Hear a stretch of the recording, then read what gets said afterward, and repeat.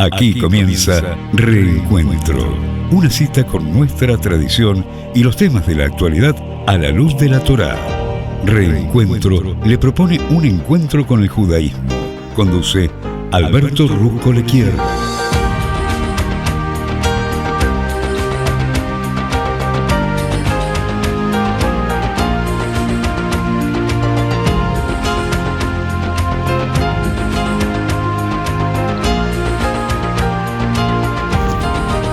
Alberto Rusco Lequier les habla y le da las gracias por estar compartiendo aquí conmigo este programa para beber en los exquisitos e inagotables manantiales de sabiduría de la Torá, aquí en este día viernes, que corresponde a mes de julio, ¿correcto?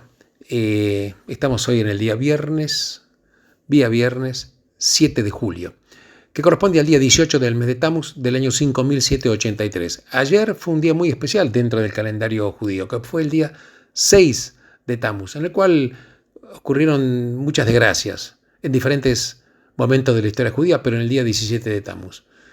La verdad que fue un día en el cual Moisés destruyó las tablas de la ley, cuando ve a los judíos adorando el becerro de oro. Durante el sitio de Jerusalén, los judíos también se vieron forzados a dejar de acercar el sacrificio diario por falta de ganado. Se recuerda tristemente que los romanos entraron a Jerusalén, que Apóstomus quemó los rollos de la Torá y que también colocó un ídolo en el templo. Y a partir del día 17 de Tammuz, que comenzó ayer, durante 3 semanas no se llevan a cabo fiestas ni se celebran matrimonios. No se acostumbra a vestir ropas nuevas tampoco. Entonces está lo que se denomina las 3 semanas de lamentaciones. Pero claro, luego van a venir las 7 semanas de consuelo. Siempre el consuelo es mayor que las lamentaciones. Te comento esto porque además en esta parashá de la Torá se habla de que Pinhas mata en una actitud al príncipe Zimrim, que era el príncipe de los Shimonitas, cuando estaba teniendo relaciones con Cosbi, que era una midianita. Y como resultado de esta actitud, el Creador compensa a Pinhas con la que una con el sacerdocio. Y es el primer Cohen que no nació Cohen. Es un premio que le otorga Dios por esta actitud, por haber sido un celoso para cumplir esta situación, para cumplir y lavar una afrenta que estaba realizando incluso a Zimri, que era uno de los príncipes, era el príncipe de la tribu de Shimón. Así que, pero esto también hablamos entonces que la verdad que el que tomó esta actitud fue Pinhas. Ni siquiera Moshe tuvo la actitud de tomar la ley de lo que se denomina la ley del celoso. Ni siquiera ningún líder del pueblo judío. Ni siquiera ningún líder del pueblo judío. Pero claro, cuando hablamos de celoso, hablamos de que tuvo una actitud que finalmente hubo un crimen. Pero la naturaleza del crimen hizo de la ejecución un tema moral sumamente sensible. Por un lado, la Torá considera que lo que hizo como merecedor de la muerte, pero por otro lado no encomienda aplicar la sentencia al proceso judicial normal. La Torá dice que los celosos se hacen cargo de él cuando hay un problema de otro tipo. Entonces, ¿quién es el que puede ser el celoso para arrogarse una actitud como la que hizo Pinhas? Porque claro, cuando hay un juicio y se cumple, hay un veredicto, hay una sentencia, no hay demasiado problema, nadie indaga los móviles de los jueces, porque los jueces se basan en las leyes. Pero la persona que se arroga la actitud del celoso en el cumplimiento de la ley, en este caso los móviles del celoso que toma una acción unilateral, la verdad que son muy importantes. Entonces, uno se puede preguntar, ¿este celoso está motivado para acallar la cólera del Creador? ¿O a veces el celoso tuvo esta actitud, en el caso de Pinhas, para encontrar una válvula sacrosanta para agredir individualmente? ¿Es un acto de paz, impulsado por el deseo de reconciliar al pueblo con el Creador? ¿O es un acto de violencia que fue cayerizado cuando él se arroga el rótulo de celoso? El celoso genuino es un individuo totalmente desinteresado, uno preocupado solamente por la relación entre el Creador y su pueblo, y no considera sus propios sentimientos personales, porque en el momento que el celoso involucra sus inclinaciones y prejuicios personales, deja de ser un celoso. Entonces, las tribus de Israel sabían que el caso de Zimri avalaba la aplicación de la ley de los celosos para que se hagan cargo de él. Pero se sentían escépticos, porque ¿cuál era la motivación de Pinjas?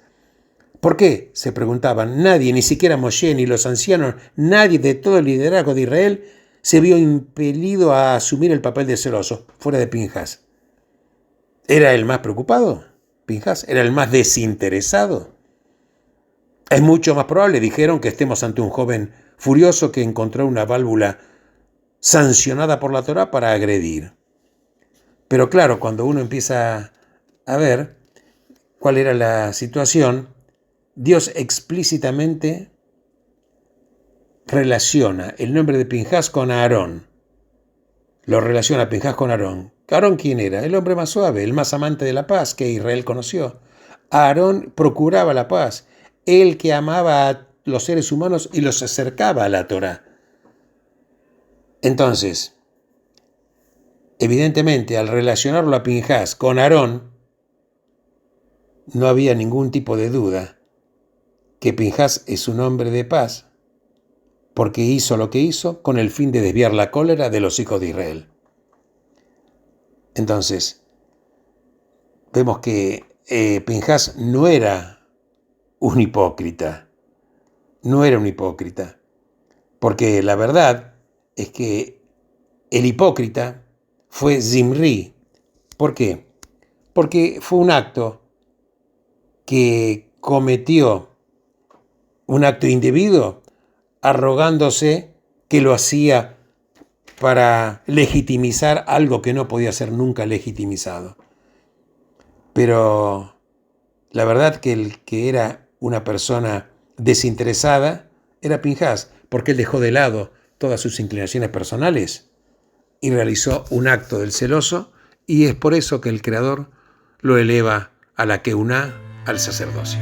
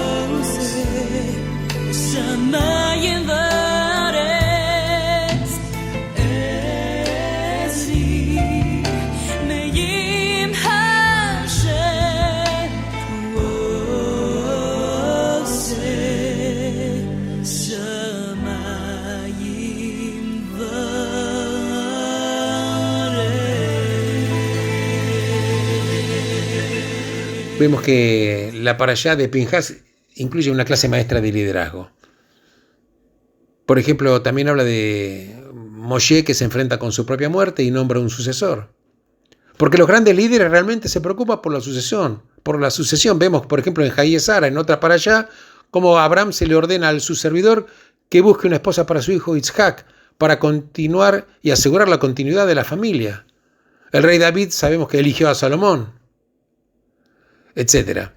Pero en el caso de Moshe, los sabios detectan algo de tristeza al comprobar que él no va a ser sucedido por ninguno de los dos hijos. Sí, Moshe tenía dos hijos. Uno era Gershom y otra era Eliezer. Entonces, ¿cómo es el tema del liderazgo? ¿Los hijos tienen que heredar el liderazgo? Porque claro, si uno hereda el liderazgo, es como que no hubiera habido más que... No había ningún tipo de mérito, simplemente por el hecho sanguíneo. Un líder por el hecho de ser hijo de un líder. Uno se puede constituir en líder porque el padre de él había sido un líder. Qué preguntas, ¿no? Claro, cuando uno lo contrasta con lo que pasa en las situaciones políticas en muchos países, te das cuenta que la Torá no tiene nada que ver con lo que pasa en muchos lugares. Entonces te digo, Moshe tenía dos hijos, Gershom y Eliezer. Sabemos que hablamos siempre de la corona de la Torá. La corona de la Torá, que es una corona invisible, está llevada por los sabios y los profetas. Pero a diferencia de las coronas del sacerdocio o del reinado, no pasa la corona del sacerdocio en forma dinástica del padre a hijo. Raramente ocurre lo mismo con el carisma. Lo que es interesante es el lenguaje empleado por Moshe para enmarcar su pedido. ¿Qué dice Moshe? Que el Señor, Dios de los espíritus y de toda carne, elija a una persona para comandar la congregación que va a salir por delante de ella y entrará antes que ella, que la guiará al salir y al entrar, para que en la congregación del Señor no sean como ovejas sin pastor. Esto está exactamente hablado de esta manera en Números. Pero entonces hay lecciones que se desprenden de la elección de estas palabras. La primera, la que señala Rashi, dice que hay una explicación que dice el Señor, Dios de los espíritus y de toda carne. Rashi dice que significa amo del universo. El carácter de cada persona se revela ante ti y no hay dos personas iguales. Nombra para ellos un líder que considere a cada persona según su característica individual. Entonces, esto es una cualidad básica de la condición humana.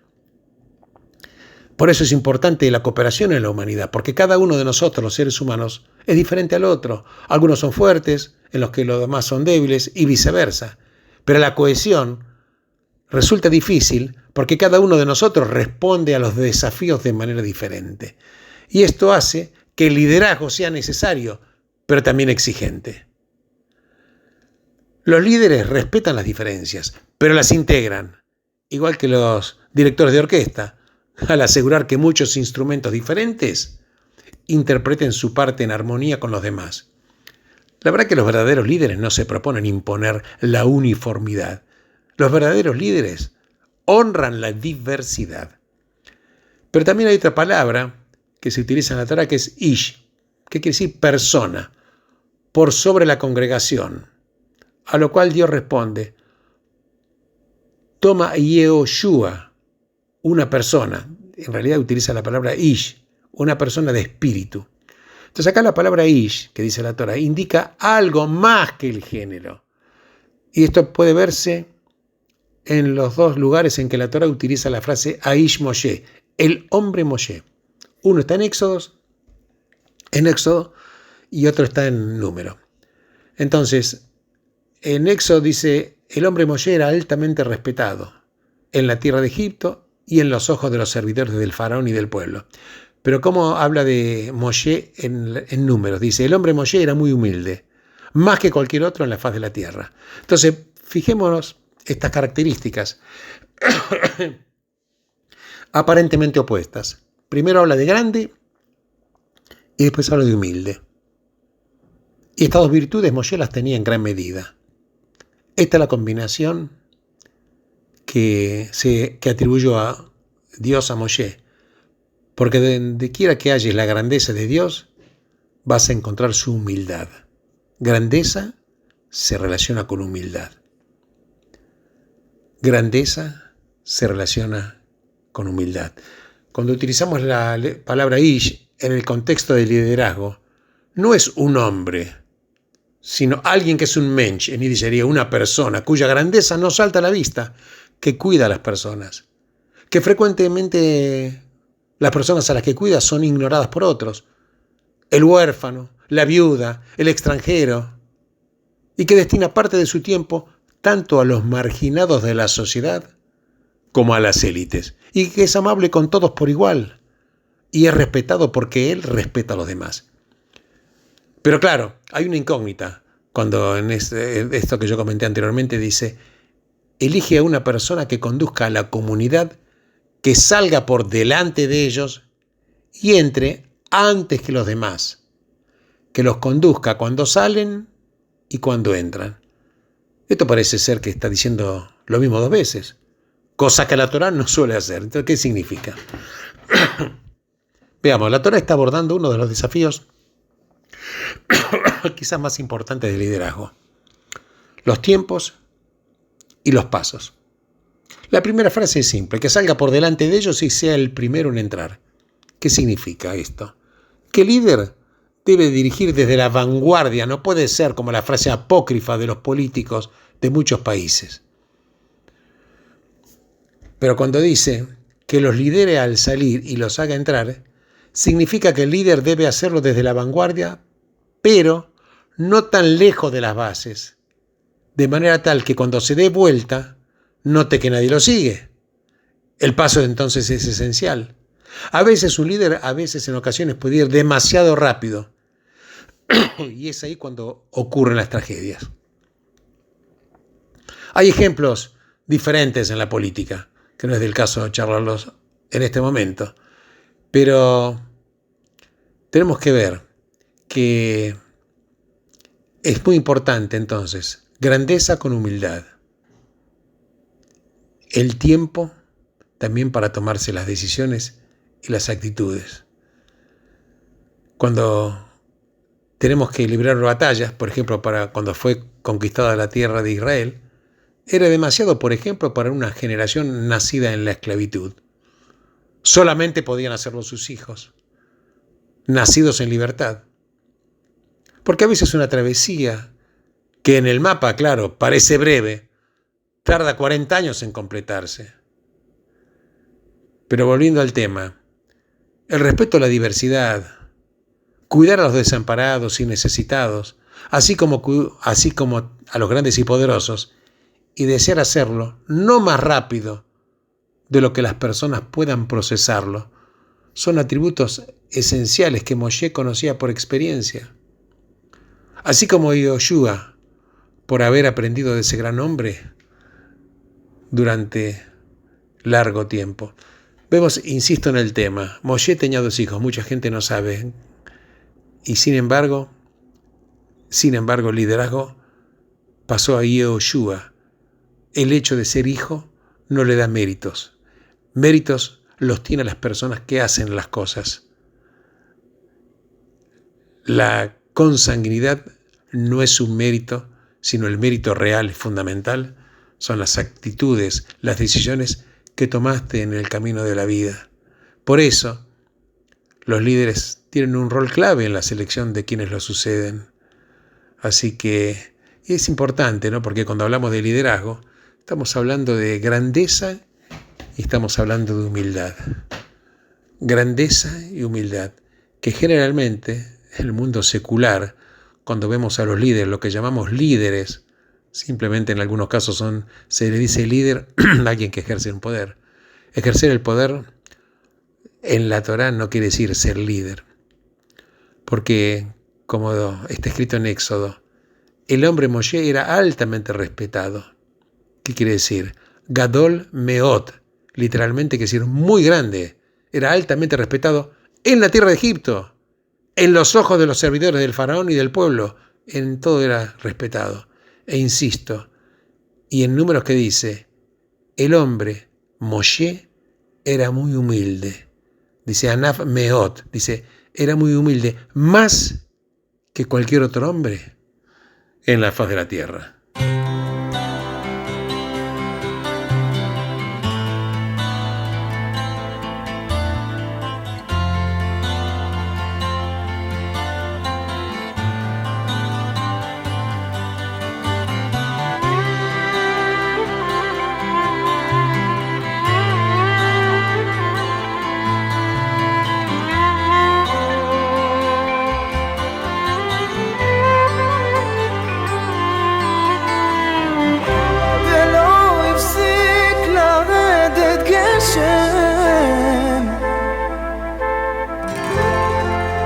לא הפסיקו הדמעות, מבול עצום מהשמיים,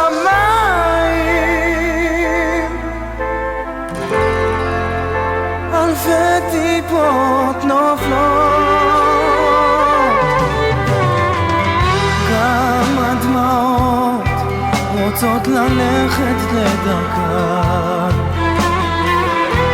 שוב לזרום ובמורד נהר לים, רוצות הביתה ובמורד נהר, רוצות הביתה ובמורד לים, לשוב הביתה.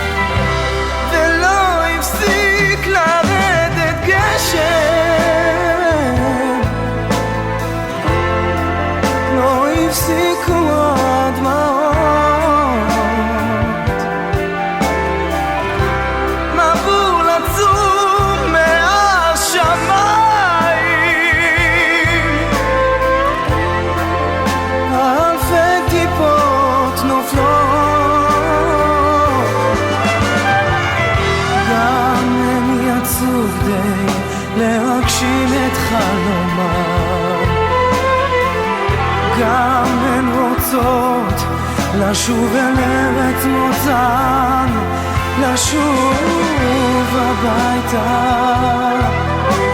ובמורד נהר, רוצות הביתה ובמורד לים, לשוב הביתה.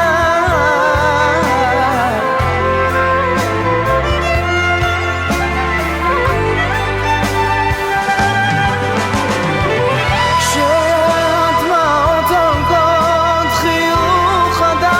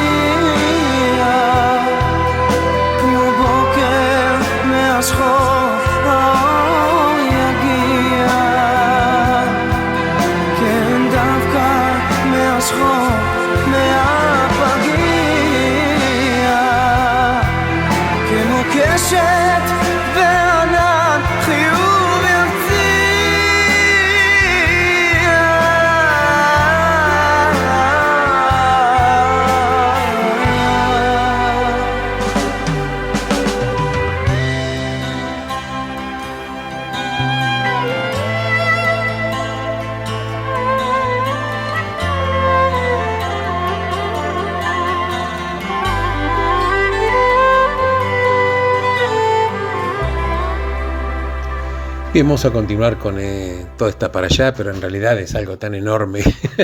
Uno podría estar muchísimo tiempo y cada vez que uno estudia le encuentra un color diferente. Pues es que hay un principio articulado por primera vez por la Torá en un pacto noágico. Y dice, el que derrame la sangre del hombre, por el hombre su sangre será derramada, pues en la imagen de Dios, Él creó al hombre. Esto está escrito en Génesis. Esta fue la primera declaración del principio de que la vida humana es sagrada. Como lo dicen los sabios, cada vida es como un universo. Y salvar una vida equivale a salvar un universo. Claro, en el mundo antiguo las consideraciones económicas tenían prevalencia sobre la vida. Hubieron monumentales proyectos como la Torre de Babel. Las pirámides egipcias significaban una enorme pérdida de vidas. Y aún en el siglo XX se sacrificaron vidas por ideologías económicas. Stalin provocó la muerte casi de 9 millones de personas. ¿Cuántos millones murieron en otros países? Millones. Entonces, pero sabes que hubo un caso interesante con motivo de la pandemia que sucedió en el año 2020-2021, con respecto a lo que sucedió en Inglaterra. Había un juez de la Corte Suprema, concretamente era Jonathan Sumption, escribió un artículo que él había cuestionado la actitud del mundo, o por lo menos la actitud de Inglaterra, y decía que si cerramos todas las actividades, el cierre involucra someter a la población a arresto domiciliario, y esto causaba una gran angustia y otorgando poderes sin precedentes a las fuerzas policiales. Y decía, una interferencia en la vida y en la autonomía es intolerable en una sociedad libre, porque el impacto, además el económico, va a ser devastador, porque si este es el precio de salvar vidas humanas, debemos preguntarnos si vale la pena pagarlo. ¿Por qué comento esto?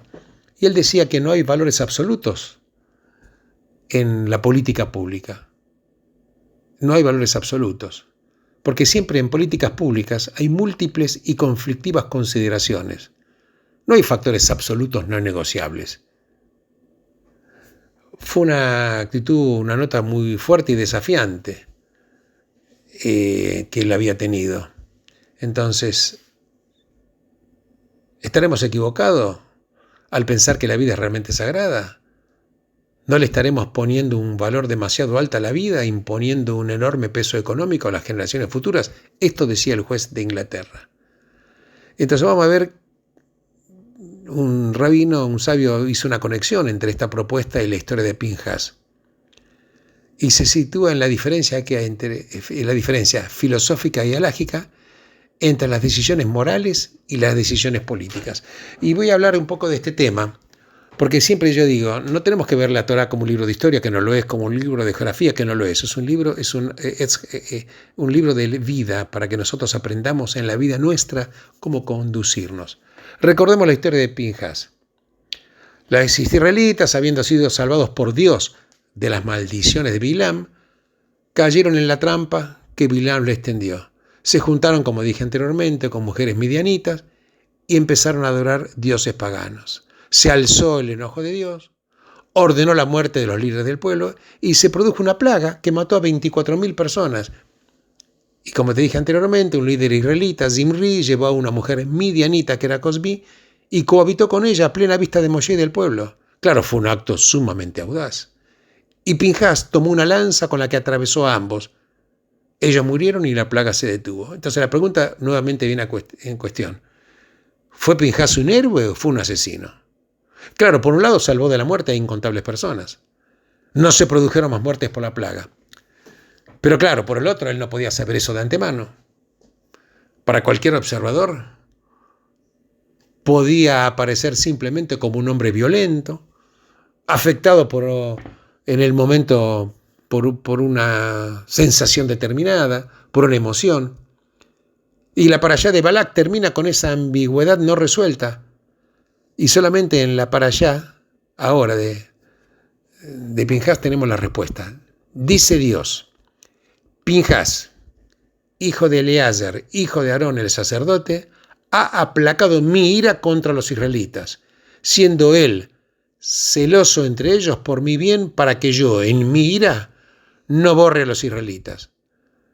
Por eso digo, yo estoy haciendo con él mi pacto de paz. Entonces Dios determinó que Pinjas fuera un héroe. Había salvado a los israelitas de su destrucción. Mostró el fervor que contrabalanceó la falta de fe del pueblo, y como recompensa Dios hizo un pacto personal con él. Pinjas hizo una buena acción. Claro, la halajá, sin embargo, circunscribe dramáticamente su acción de múltiples formas. Primero señala que si Zimri hubiera reaccionado matando a Pinjas en defensa propia, hubiera sido declarado inocente en una corte de justicia. ¿Escuchaste, no? Si Zimri hubiera matado a Pinjas, hubiera sido declarado inocente en una corte de justicia. Segundo, si Pinjas hubiera asesinado a Zimri y Cosbi apenas antes o después de haber cohabitado, lo habrían hallado culpable de asesinato. Si Pinjas hubiera consultado al Bet Din, que es el tribunal, y preguntado si tendría permiso de hacer lo que hizo, la respuesta habría sido negativa. Este es uno de los casos raros en los que decimos, es la ley, pero no la hacemos conocer. Y hay muchas otras reservas y condicionamientos. La Torá resuelve la ambigüedad, pero la halajá, la ley, la reinstala. Legalmente hablando, puedo decirlo. Ahora, Pinjas estaba al borde del abismo. Y esto solamente lo podemos comprender mediante la distinción fundamental entre las decisiones morales y las decisiones políticas. Las morales responden a la pregunta, ¿qué debo hacer? Y generalmente están basadas en las reglas que no se deben transgredir, cualesquiera sean las consecuencias. En el judaísmo, las decisiones morales están en el ámbito de la halajá, en el ámbito de la ley. Las decisiones políticas responden a la pregunta, ¿qué debemos hacer nosotros? Donde la palabra nosotros se refiere a la nación en su totalidad. Tienden a incluir varias consideraciones en conflicto y rara vez hay una decisión absoluta. Generalmente la decisión se toma evaluando las probables consecuencias. En el judaísmo el ámbito se conoce como Mishpat HaMelech, el ámbito legal del rey, o reglas de la política pública. Mientras que la halajá es atemporal, la política pública tiende a ser temporal. Si estuviéramos en consecuencia en la situación de Pinjas, preguntando, ¿debo matar a Zimri? ¿Debo matar también a Cosbi?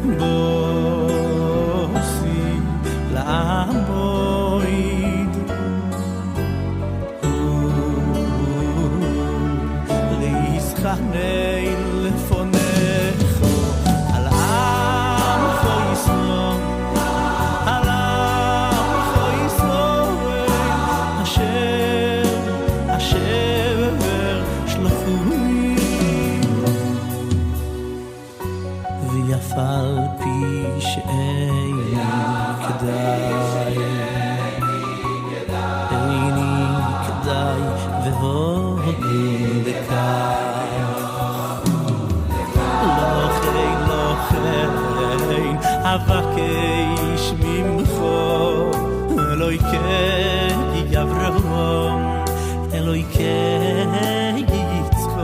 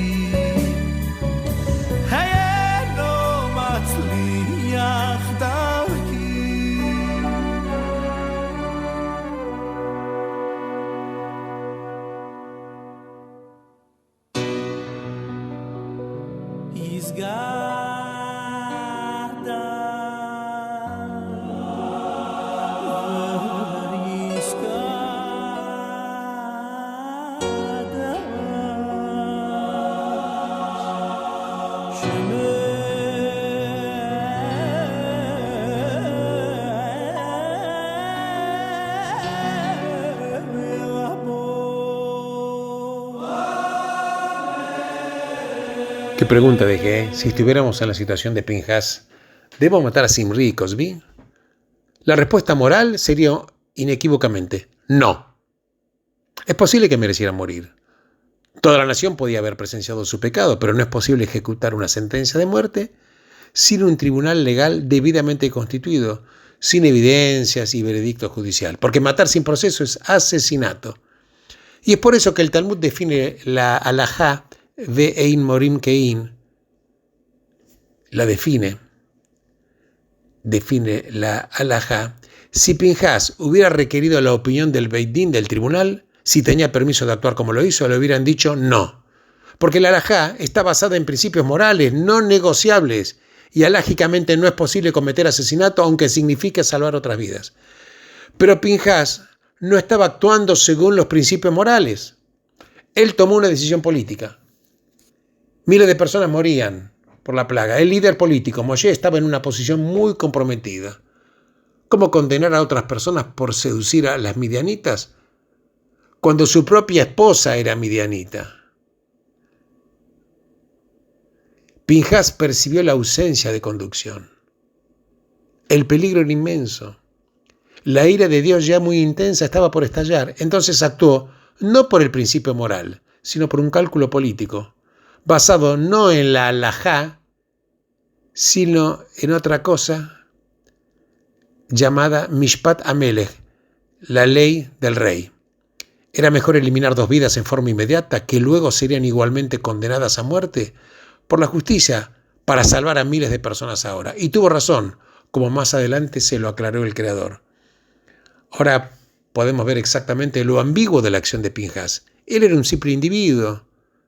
Se podía haber preguntado, ¿qué debo hacer? A lo cual la respuesta sería la moral. Pero él actuó como si hubiera sido un líder político, preguntarse, ¿qué debemos hacer nosotros? Y decidió en base a las circunstancias que mediante esa acción salvaría muchas vidas. Esencialmente actuó como si fuera Moshe. Salvó el día y a la gente, pero imaginémonos lo que pasaría en cualquier lugar si una persona común del público usurpara el rol del jefe de Estado. Si Dios no endosaba la acción de Pinhas, este habría pasado por momentos muy difíciles. Porque la diferencia entre las decisiones morales y políticas deviene muy clara cuando tratan sobre la vida o la muerte. La regla moral es: salvar la vida tiene precedencia sobre cualquier otra mitzvah, salvo en 3 casos: incesto, idolatría y asesinato. Si un grupo de personas está rodeado de malvivientes que dicen entréguennos a uno de ustedes si no los matamos a todos, deben estar todos dispuestos a morir antes de entregar a uno del grupo. La vida es sagrada y no debe ser sacrificada en ninguna circunstancia. Esta es la moralidad. Esa es la halajá. Pero sin embargo, con el consentimiento del Sanedrín, a un rey de Israel se le permitió librar una batalla, aunque muchos morirían. Se lo autorizó a ejecutar una sentencia de muerte no judicial contra individuos en base a políticas públicas. En política, a diferencia de la moralidad, la santidad de la vida tiene un alto valor, pero no es la única. Porque lo que importa son las consecuencias. Un gobernador o un gobierno tiene que actuar a favor de los intereses del pueblo a largo plazo. Es por eso aun cuando algunos pueden morir en el intento, los gobiernos ahora tienden a relajar las condiciones en ciertas circunstancias. Claro, tenemos deberes morales como individuos y tomamos decisiones políticas como naciones. Repito, tenemos deberes morales como individuos y tomamos decisiones políticas como naciones. Y las acciones morales son diferentes de las políticas. De eso trata la historia de Pinhas. También explica la tensión en los gobiernos, absolutamente.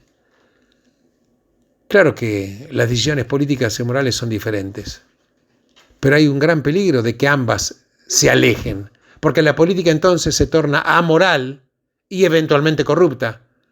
Por eso nació la institución de la profecía. Los profetas hicieron responsables a los políticos de la moralidad. Cuando los reyes actúan por el beneficio de la nación a largo plazo, no son criticados, pero sí lo son cuando lo hacen en beneficio propio. De igual forma, cuando socavan la integridad espiritual y moral del pueblo, la salvación mediante el celo, el caso de Pinhas, no es la solución. La política debe ser lo más moral posible si a largo plazo una nación tiene que florecer. Bueno, Yo les agradezco enormemente por estar acompañándome, ya como es habitual en esta edición de Reencuentro. Deseo lo mejor para todos y cada uno de ustedes. Benditos sean todos ustedes en el lugar en el cual se encuentren. Shabbat Shalom.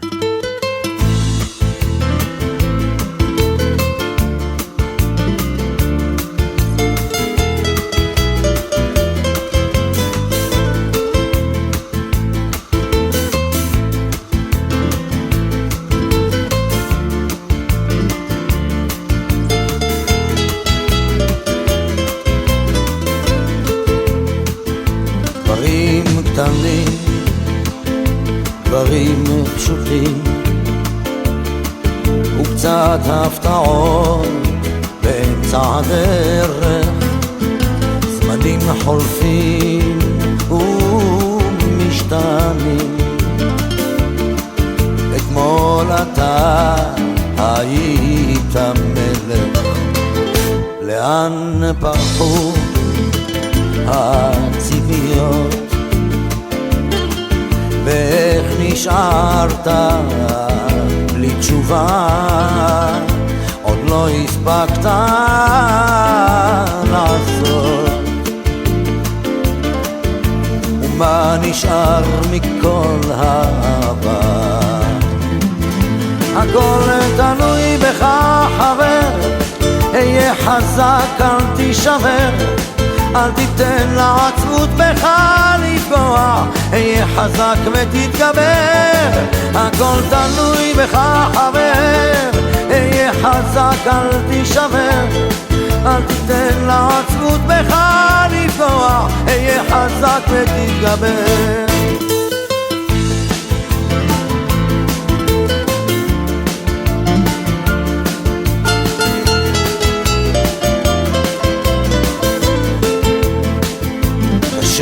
לראות, אך לפעמים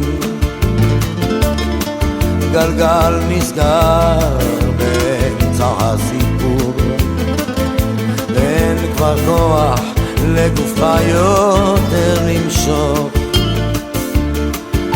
יכולת לוותר אבל לך אסור. הכל תלוי בך חבר, היה חזק אל תישבר, אל תיתן לעצמות בך לפגוע, היה חזק ותתגבר. הכל תלוי בך חבר, היה חזק אל תישבר, אל תיתן לעצמות בך לפגוע, היה חזק ותתגבר. המסקנה חבר, אסוף את כל הכוח, קל יותר לדבר כשהפחד משתחרר. למרות הכל אתה מבין שזו הדרך, היה חזק חבר, היה חזק. הכל תלוי בך חבר, היה חזק אל תישבר, אל תיתן לעצמות בך לפגוע, היה חזק ותתגבר. הכל תלוי בך חבר, היה חזק אל תישבר, אל תיתן לעצמות בך לפגוע, היה חזק ותתגבר.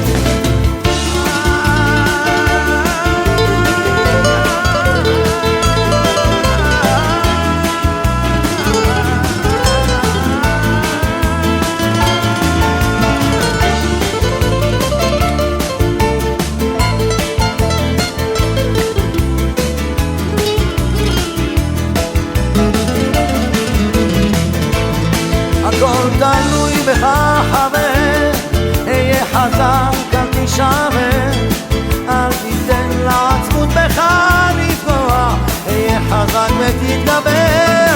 הכל תלוי בך חבר, היה חזק אל תישבר, אל תיתן לעצמות בך לפגוע, היה חזק ותתגבר.